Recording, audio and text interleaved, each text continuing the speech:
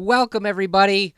Welcome to Quarantown, where we all are existing these last few weeks during this strange time during the entire world pandemic. We're all stuck at home, or we're still going to work, but we can't travel. We can't go anywhere. So the idea behind this little show that we put together is that through the magic of the internet, we can all go on a trip together. And I'm glad that you're all joining me today. Hello, everybody over on Facebook, on Twitch, and on YouTube. I'm seeing you guys tune in. Let me know where you're tuning in from. I see Chicago and Tennessee and North Dakota and Cali over on Facebook right now. We're just gonna look at some fun stuff on the internet. Been doing this for a couple weeks now. Last week, we had a lot of fun on Monday. I've been trying to do this every Monday and Wednesday when I have the time to do it. And we had a lot of fun last week, so I figured we'd give it another shot. Hopefully you guys are having a good Monday. Hopefully you had a good Easter. Hopefully you're staying safe and healthy. Hopefully you caught the new episode of Tiger King on Netflix last night. I don't know. It was okay. It was okay. It was Joel McHale kind of hosting a bunch of look-ins at the people from Tiger King. But this isn't about Tiger King. I love Tiger King, but I'm not going to talk about Tiger King. But we will talk about some animals in a minute. So, without further ado, let's go down to Quarantown. And we'll start where I always like to start, which is in Times Square. In upstate New York, where I'm situated today, it is a rainy, gloomy day. And as you can see down in New York City, it is also pretty rainy and gloomy as well. It is, I don't know, it's not the best day out here in New York. And normally, the last few weeks when we've been doing this and going down to Times Square, like I've said before, over 300,000 people a day walk down these streets. Nobody is on the streets today. Not even the essential workers are getting caught out there because it is just a gloomy, rainy Monday. Earlier today when I was doing camera checks, there was a cop that was patrolling down here, but other than that, it's pretty dead. Oh, there's somebody right there. Look, there's two people walking in the rain. I hope they're on their way home or to their job. And another guy over here. And want to thank all the essential workers that are out there, keeping the country going, keeping us all going. No matter what you do, whether it's medical, delivery, food service, everything in between, you got to still go to work. Thank you so much. But yeah, I always like looking at Times Square, and I figured because it's such a wet day out, well, hopefully this will work. Hold on, let me do this. And then we'll go over here, and then we'll reload this. Make sure it works. Because I figured there's no wetter place in the world than Niagara Falls. Have any of you guys ever been to Niagara Falls? By the way, I'm trying to watch all the comments. I see a bunch of you over on Facebook are commenting, YouTube and Twitch as well. It's great to hear that in Nashville VA Hospital, a nurse saw my Death Wish sticker on my locker and brought some. That's awesome, Robert. That's really great that we're keeping you caffeinated. But here we are in Niagara Falls. I've never been to the Grand Canyon. I've never been to a lot of the craziest, coolest natural things out there in the world, but I've definitely been to Niagara Falls a couple times because from where I am in upstate New York, it's just about 4.5 hours away. So I went there a couple times with my parents, and I've been there a couple times on my own, too. It is incredible. This is an aerial view of the Horseshoe Falls. There's 3 falls up there. The Horseshoe Falls, sometimes called the Canada Falls, the Canadian Falls, which we're looking at right now. Also the American Falls and the Bridal Veil Falls. Now, this is the oldest state park in America, and 8 million visitors usually visit these falls annually. And I know the other question that everybody's going to be asking. How much water is all of that, right? How wet is it, right? This is why I don't do stand-up. This is why I don't do jokes. And you guys just tune in on Facebook and Twitch and YouTube to humor me, I'm sure. But How wet is it? 3,160 tons. Tons of water go over the falls every single second. Now, that works out to be the falls that we're looking at right here, the Horseshoe Falls. That works out to be 681,750 gallons per second. And I am not going to subject us to random commercials. But that's okay. That's why EarthCam is amazing, and it's a free service that allows us to go all sorts of other places. If you guys have never been, again, to Niagara Falls, I 100% say make it a bucket list. As soon as we're on the other side of COVID and we're able to all travel again, make it a place to go. It's a beautiful little town, too, both on the Canada side and on the American side. Now, one of the other amazing things about the falls is the old-timey thing of going over the falls in a barrel. You've probably heard of that before, right? Well, the first person ever to go over the falls in a barrel was a 63-year-old teacher named Ann Edson Taylor. And before she went over the falls, I believe this is in 1904, I think. Before she went over the falls, they sent a kitty cat over the falls in a barrel to make sure to see if the kitty cat would live. And then about 20 minutes later, they sent good old Ann over the falls in a barrel as well. And all she had was her pillow, and it was a barrel that had a cork in it, and they sent her over the falls. Well, they both lived. There she is right there with the cat that went over, and that is her barrel that she went over the falls in. And I looked it up. 26 people since 1901 have went over the falls. 13 of them have lived. So there's a 50% chance that you'll live if you go over the falls. And in fact, in 2003, Kirk Jones actually jumped over the falls in an attempted suicide, and he failed. He lived. So good for him, I guess. But it's pretty cool, and it's pretty cool to see Niagara Falls live feed right here, 3 p.m. on April 13th, 2020. Now, another thing that we did last week that I had a lot of fun doing was there's not just museum, or there's not just webcams, there's museum virtual tours. We can actually take virtual tours of some of the greatest museums in the world. And you guys know that I love science and I love museums. Anywhere I go on vacation, I'm always looking for a cool museum to go to. And I've never been to Europe. We toured the Louvre last week, which was a lot of fun because I've never been there, but we all got to go together. So this week, I wanted to tour one that is my favorite museum, one of my favorite museums in the world, one of the ones that I've been to at least. And let's see if it works. Ha-ha! The Smithsonian. It's the National Museum of Natural History in Washington, D.C., and they have this incredible 360-degree virtual tour courtesy of the Smithsonian. And I thought it'd be cool to just kind of virtually tour around. We're all in the Smithsonian right now. So this is like the main desk that you go through. With that, that's a real elephant that's been taxidermied right there. But it's a beautiful, beautiful marble and granite building. It was established in 1910 in Washington, D.C., and my favorite place to go is right here through the main entrance into a journey through deep time. This is where all of the fossils are. Do you guys like fossils? I like fossils. So let's see what we can look at here. Now, we can go through and go, look, this is all 360-degree, beautiful HD virtual tour. But again, if you've never been, I 1,000% recommend going here in person if you can. It's amazing. Not only is this museum amazing, there's a bunch of museums connected to the Smithsonian, like the Air and Space Museum, and others that are down there in Washington, D.C. and Virginia. It's absolutely incredible. So we can just I can either, walk through it, but what's nice about it is I can kind of go between the different exhibits. There's tons and tons of fossils here, and we can zoom in really close on these fossils.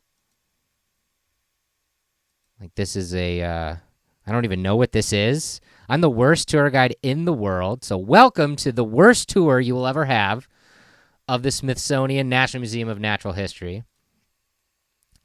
But all sorts of cool fossils. When I was a kid, I wanted to be a paleontologist. I wanted to discover dinosaurs, and I had my mom and dad and my grandparents buy me every book there possibly was on like dinosaurs and fossils. And this was like 1986 to like 1990, and I was like so into it. And I was like, I'm gonna like go to school for it. I'm gonna be an archaeologist.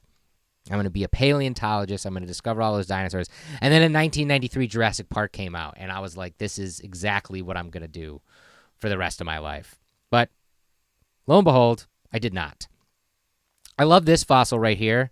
I'll zoom in on it for you guys. This is one of those miniature horses from way back in the day, but it must have been fossilized at the bottom of a seabed because you can see that there's fish fossils around it as well. And that's just cool. It's like a moment in time fossilized right there, which is really rad. And a bunch of undersea monsters, giant sea predators that were like, I love turtles. There's a giant turtle right there. And over here, these guys. Let's see if I can walk over there. Yeah, look at these guys. Now, I don't know if you know this, but these are both brachiosaurs. And when I was growing up and I wanted to be a paleontologist and love dinosaurs and all that, there was a dinosaur called a Brontosaurus. You guys know what a Brontosaurus is? Well, it never existed.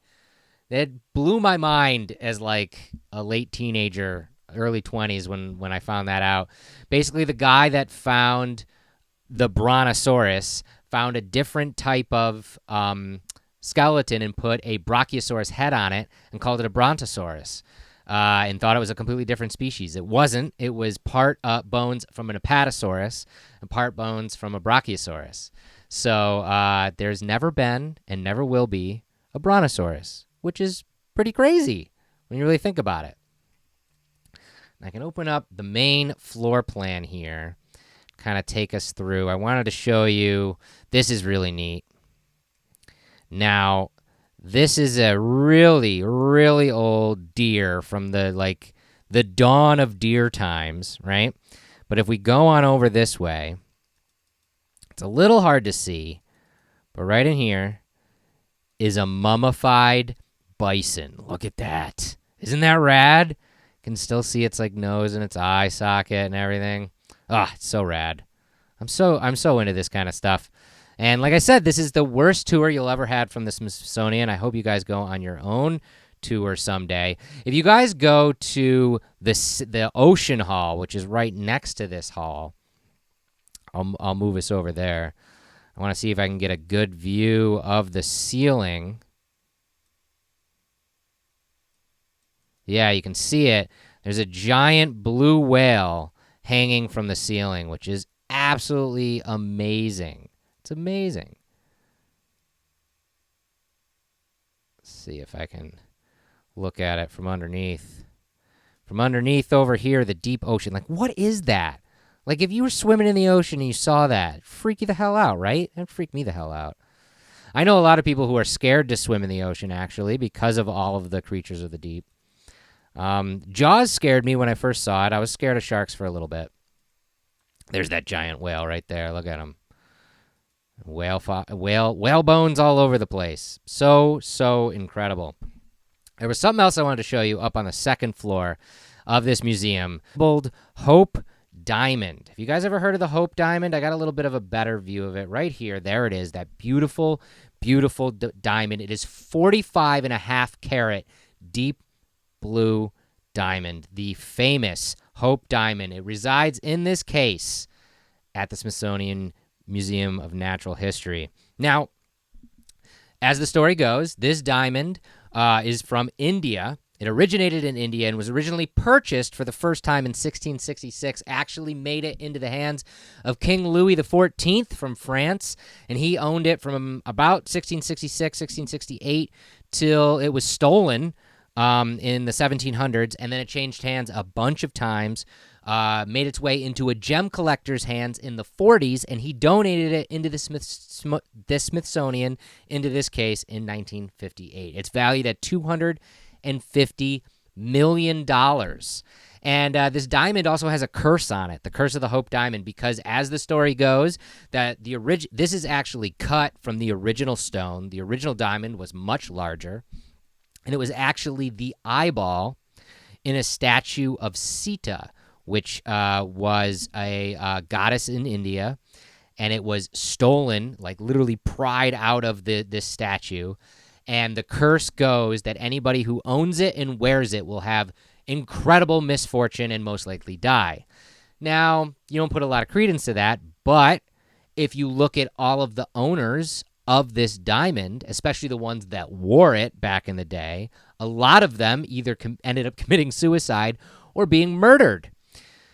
So maybe there is some credence to that. I don't know. Also, what's crazy is that story, whether it's a myth or not, was one of the big influences for the Indiana Jones series back in the 80s.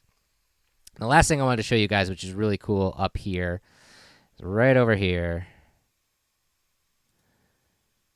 There we go. This is also in the museum, and this is the wooden coffin of King Tutankhamen from ancient Egypt. Now, when he was found in his sarcophagus, this was the coffin where the mummy was laid. Now, this coffin, like a Russian nesting doll, was in another coffin, and that was in another coffin, and that was in another coffin, and they were all adorned with gold and jewels and sand glass and all sorts of crystals and all sorts of things. But this is the actual wooden coffin where the mummy was in, and it's pretty cool to see in front of your face like that. It's super rad. Now, again, if you go on over to the Natural Museum of Natural History, the Smithsonian website, there's a ton of virtual tours like this that you can take. They are all in HD. They're all 360 degrees. You can look at all the different things, get a ton of neat information about all the exhibits that are in there, like this ancient Egypt exhibit and all sorts of other stuff. So if you're bored during all this quarantine stuff, I 1,000% recommend having some fun and going to do all of that. Looking over on Facebook, I saw that Brian said that you've seen Tutankhamen's treasures in Cairo. That's awesome. I've always wanted to go to Cairo. I'm a little nervous going over there in the last few years because it has been quite the tumultuous area. But I've always wanted to go over there. I've always wanted to like befriend an Egyptologist and have them take me over there. That'd be amazing. National Geographic, the magazine, actually does all extensive packages where you can do that. You can do that very thing. They'll pair you up with an Egyptologist and an archaeologist, and they're expensive, but it seems like you're on your own expedition. It seems like really cool. So, to end off our time together today in Quarantown, I wanted to end it on a cute note. I like not only going to places in the world, all traveling around with you guys as well, but I also like going not only to museums too, but I love being able to do live webcams of animals. And thanks again to the Smithsonian, this time the National Zoological Park, their actual Conservation Biology Institute. We can look in on brand new Cheetah Cubs.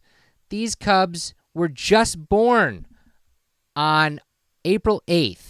And it's funny, I was checking this out earlier today, and their mother, Echo, was in here. She's a first-time cheetah mom, and yesterday was actually the first day that she had left the cubs behind to go out of this little enclosure and into the main enclosure. Now, what's amazing about this facility, I'm going to bring it up again, all the crap that you might have seen on Tiger King, this is not that. The Smithsonian Conservation Biology Institute is dedicated to studying 20 different species and giving them space and privacy to breed, to better their species. And it's over 1,000 acres. The cheetah enclosure alone is 30 acres. in 2 different enclosures. This one where she is 9 acres, and between the 2 there's 26 cheetahs. Now there's 30 thanks to these 4 cubs that have been born, and they're only 5 days old. As you can see, they are they are all sleeping right now. Now the mom Echo was in there just recently. She probably went out to maybe stretch her legs, get away from the kids for a minute. And she's a 5-year-old cheetah. Like I said, this is her first litter. Cheetahs usually have between 3 and 5 cubs in a litter, and she had 4. And the dad is a 4-year-old cheetah named Scott. Cheetahs are usually pregnant for about 90 days, so she got pregnant in January. And like I said, had these cubs on April 8th. And the other thing that everybody always asks is, like, cheetahs are the fastest cats in the world, right? They can run up to 58 miles per hour, which is pretty crazy. Oh, he just lifted his little head. He's super cute. I hope you guys had some fun looking at some cute cheetahs along with me, and looking at Niagara Falls and Times Square, and also going to the Smithsonian Museum of Natural History. I've been having fun doing these Quarantowns. Like I said, hit up Fueled by Deathcast on Twitter, on Instagram, or on Facebook. Let us know where you might want to see Quarantown go next. I'll be doing this again on Wednesday at 3 p.m. after the update. We do the Death Wish update every Wednesday. And then also I've been doing this Quarantown because it's been a lot of fun. So I'll do that again on Wednesday. And don't forget to tune into Fueled by Deathcast every week. This past week, we had on Troy, the bassist and singer of a metal band you might have heard of, named Mastodon, and he was talking about a brand new record, which was really rad. And this week, on this coming Thursday, I'm going to be talking with actor Titus Welliver. He's returning to the show, and for anybody who's a fan of the Amazon Prime series Bosch, Season 6 of Bosch starts on Friday. So to celebrate, we're going to talk to Titus about all things Bosch and all sorts of other stuff this Thursday. And as always, tune into the Alien series. Part 4 of that came out this week as well. And if you missed it, it's up on YouTube right now. It's also up on Apple Podcasts and on Spotify. But we'll be replaying that on the Death Wish Coffee Company Facebook page later this evening. Thanks, guys, so much for tuning in to Quarantown. I hope this brightened your day a little bit, your Monday. If you have a dreary Monday like I do up here in upstate New York, you happen to be isolated or staying in, or maybe at your job and you're taking a lunch break with me. Whatever it is, thank you guys so much. I hope you stay healthy. I hope you stay safe. Practice that social distancing. Watch the new episode of Tiger King. And I'll see you guys all on another Quarantown in the future. Bye, everybody.